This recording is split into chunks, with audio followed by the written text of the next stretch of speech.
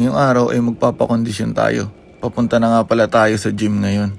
Ang workout nga pala natin ay core at upper body.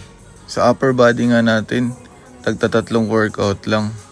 3 sa chest, 3 sa shoulder, at 3 na din sa back. Nag-kneeling wood chop na nga ako dito. Para nga pala to sa shoulder at sa core natin. 6 repetition per side nga yan, tapos 3 sets lang. Tapos sunod na core workout natin, pull-up press. 10 reps per side, tapos 3 sets din. Tapos nag-pull-ups rotation naman tayo dito. Same lang din. 10 repetition, tapos 3 sets. Pagkatapos natin sa core ay dumiretso na tayo sa pull-ups natin. Para nga pala ito sa shoulder at core. At syempre, may kasamang back na rin. Hinuna na nga natin to kasi mahirap to gawin pag sa huli. After nun, nag-bench press na tayo. 8 reps nga yung ginawa ko dyan, tapos 3 sets lang. Ang target nga nito ay yung whole na chest natin. After nun, nag-incline dumbbell press naman ako. Para naman to sa upper chest natin. 8 reps lang yan, tapos 3 sets. Yung last chest workout natin ay cable flies.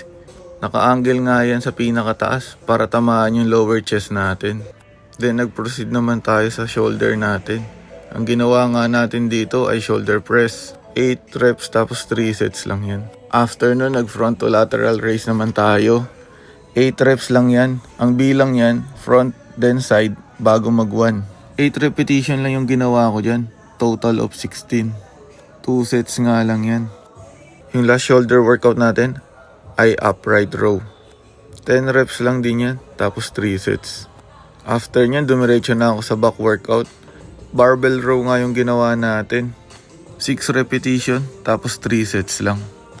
After nun, nag-cable row naman tayo. Naka-lunge position nga tayo dito. 8 per side nga yung ginawa natin dyan, tapos 3 sets lang. Ang last workout natin ay cross cable. Para nga pala to sa rear delts natin. At may konting upper back. Hanggang dito na lang. Peace out. Follow for more.